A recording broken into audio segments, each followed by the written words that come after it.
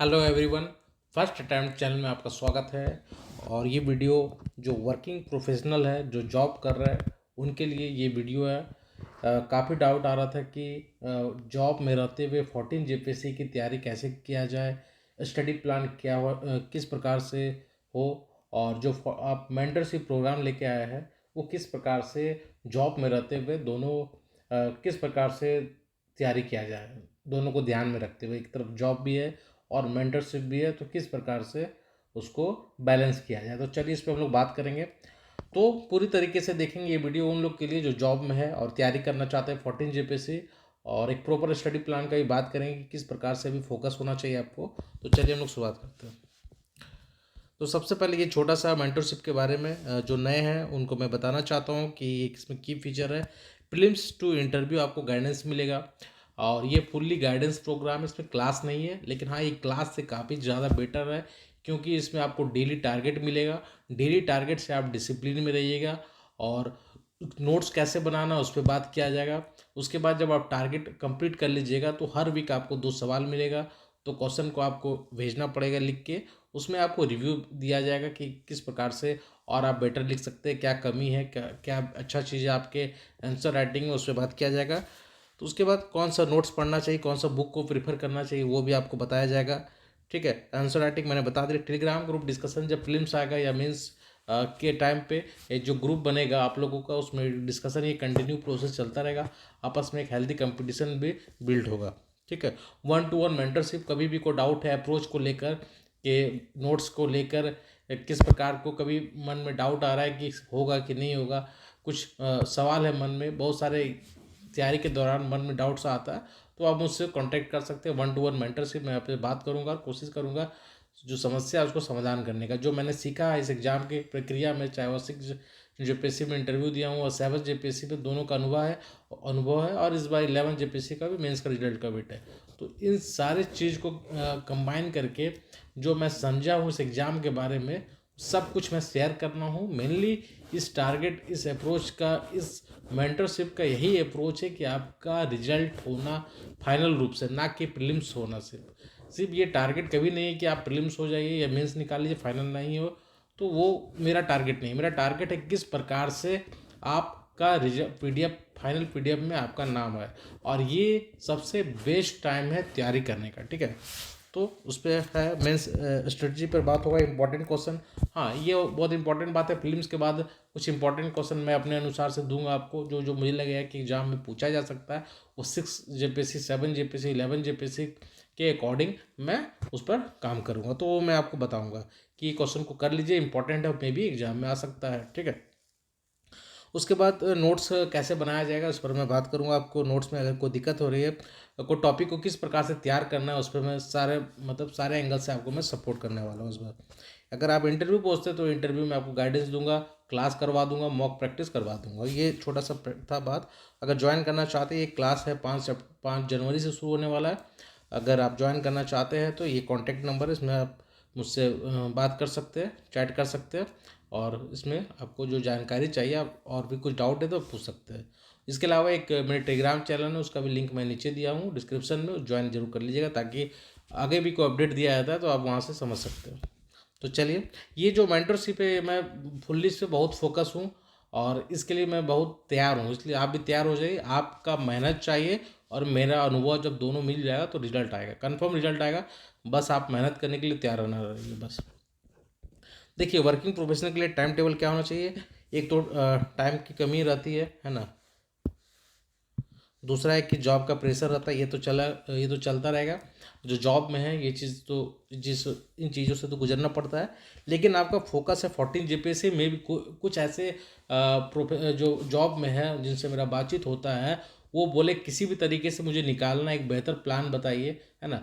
तो इस तरीके से कई लोग होंगे जो, जहाँ तक मैं पहुँच नहीं पा रहा हूँ, तो ये वीडियो उन लोग के लिए है कि अगर आप चाहे तो ज्वाइन कीजिए या नहीं कीजिए, लेकिन इस तरीके से अगर आप फोकस करते हैं तो आप खुद भी कर सकते हैं। ठीक है, देखिए क्या, तो आपको, मुझे लगता है कि मॉर्निंग में आप 2 से 3 घंटा टाइम निकाल सकते हैं, और नाइट में 2 से 3 घंटा। तो मान के चलते हैं कि आपके पास जो समय है पढ़ने का, वो मात्र 4 से 5 घंटा है। तो ये सोचने वाली बात है आपके पास, जहाँ 4 से 5 घंटा है और एक जो फुल्ली स्टूडेंट है, जो फुल्ली डेडिकेटेड है, उसके बाद 7 से 8 घंटा है।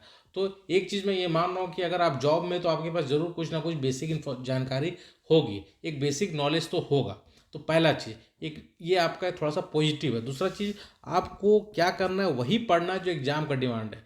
कई स्टूडेंट ऐसे हैं जो मैं जानता हूँ, जो जॉब में रहते हुए एग्ज़ाम क्रैक किए हुए, अच्छा अच्छा एग्ज़ाम क्रैक किए। तो वो क्यों कर पाए?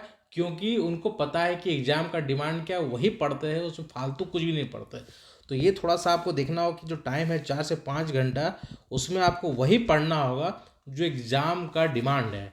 तो उसके लिए आप मुझसे जुड़ सकते हैं, मैं वही आपको फोकस कराऊंगा जो आपको हेल्प हो सकता है। लेकिन अगर नहीं भी जुड़ना चाहते हैं, तो खुद से भी करना चाहते हैं, तो आप क्या कर सकते हैं, मैं ये भी प्लान बताता हूँ। एक अपना भी डेली टारगेट बनाइए और उसको रात में सोते टाइम बना लीजिए, ठीक है। और उसको सुबह फॉलो करने की कोशिश कीजिए। देखिएगा आप 1 सप्ताह के अंदर आपका तैयारी में जो एफिशिएंसी वो बढ़ जाएगा। इसको आप फॉलो करके देख सकते हैं, ठीक है। अगर मुझसे जुड़ते हैं तो मैं आपसे रेगुलर फॉलो कराऊंगा, आंसर लिखाऊंगा, तो 4 से 5 घंटा में चीज़ें मैनेज होगा। एक चीज़ ये भी समझ सकते हैं कि मान लेते हैं कि मैं 100% आप मेरा टारगेट फॉलो नहीं करते हैं, लेकिन 70%, 65% भी टारगेट फॉलो कर लेते हैं, तो एक आप सही स्तर पर पहुंच सकते हैं, ठीक है। तो ये एक बात हुई है। तो नाइट में 2 से 3 घंटा टोटल, मतलब आपके पास 4 से 5 घंटा है आपके पास तैयारी करने को, ठीक है। मतलब 4 से 5 घंटा में आपको मैक्सिमम यूटिलाइज करना होगा। इस पर हम बात कर लिए कि कैसे यूटिलाइज करना, वही पढ़ना होगा जो एग्ज़ाम का डिमांड है। तो इसको आपको थोड़ा सा समझना पड़ेगा, और इसको समझाने के लिए मैं हूँ, ठीक है। वही पढ़ना होगा जो एग्ज़ाम का डिमांड है।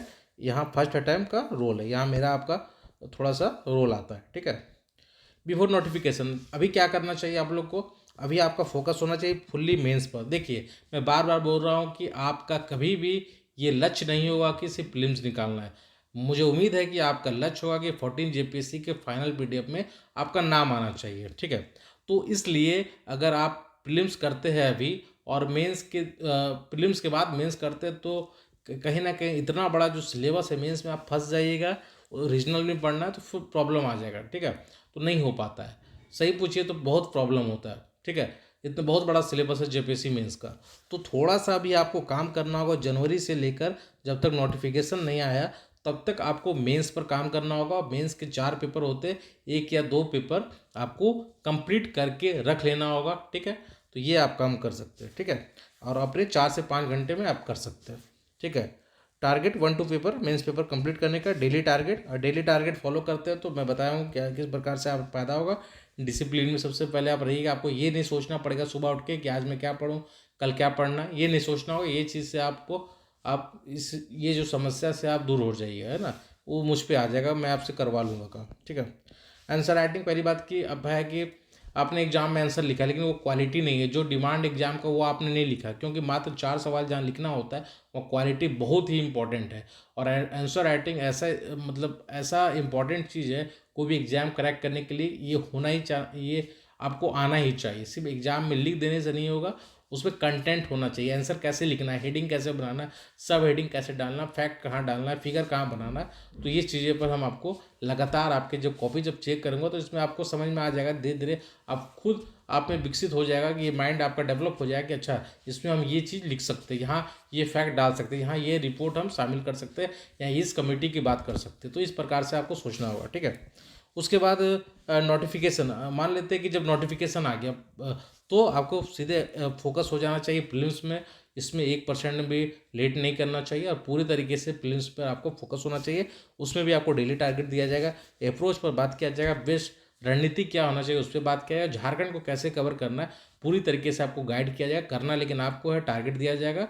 एक बेहतर एक माहौल बनाने के लिए टेलीग्राम ग्रुप में आपका डिस्कशन करवा देंगे, ताकि आप लगातार उसमें पार्ट हो सके, जब समय मिले तो जुड़ सके, नहीं जुड़ सके तो रिकॉर्डिंग भी अवेलेबल करवा देंगे, ताकि जो डिस्कशन हुआ उसको आप ऑफिस के टाइम पर भी सुन सकें, ठीक है। आफ्टर प्रीलिम्स, जब प्रीलिम्स खत्म हो गया, ओवर हो गया, तो फिर आपका फिर आप पहुंच जाइएगा उसी मेंस पर। वही साइकिल आपको करना है, उसी में फिर डेली टारगेट फॉलो करना है।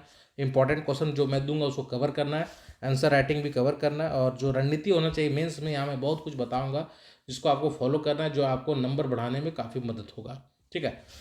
इस प्रकार से हम लोग चलेंगे। प्रीलिम्स के बाद फिर आप ये भी कर सकते हैं, एक अच्छा है कि आप जॉब में हैं तो प्रीलिम्स के बाद छुट्टी लेने का प्रयास कर सकते हैं। 1 या 2 महीने का अगर छुट्टी मिल जाता है तो आपकी तैयारी और बेहतर हो सकती है, क्योंकि ये कंपटीशन है। तो कोशिश करना, अगर नहीं भी करते तो अगर आप डेली टारगेट फॉलो करेंगे मेरा, और मेरे अनुसार अगर आप चीज़ों को देखिएगा, उस नज़रिए से सोचिएगा, उस नज़रिए से मेहनत कीजिएगा, तो आपको परिणाम श्योर 100% मिलेगा। और मैं इस चीज़ पूरे दावे के साथ बोल रहा हूँ, बस आपका मेहनत चाहिए, मेरा अनुभव अगर दोनों मिलता है तो आपका रिजल्ट 100% होने वाला है। ठीक है, इंटरव्यू जब आएगा तो मैं क्लास करवा दूंगा, मॉक प्रैक्टिस करवा दूंगा, ये सब करवा दूंगा। ठीक है, अभी बहुत कुछ मैं कमिटमेंट नहीं कर रहा हूँ, लेकिन आने वाले समय में हो सकता है कि मैं इससे ज़्यादा भी कराऊँ, लेकिन जितना मैं बोला एटलीस्ट उतना 100% होने वाला है। तो चाहे तो आप इसको वर्किंग जो प्रोफेशनल है जो जॉब में है वो कर सकते हैं। बाकी जो जो ऐसे भी है जिनको तैयारी करना है, जो मेंटरशिप में जुड़ना चाहते हैं, वो भी मेरे से जुड़ सकते हैं। इसमें एक नंबर दिया हुआ है, अब वहाँ उस नंबर पे चाहे तो आप कांटेक्ट कर सकते हैं। धन्यवाद।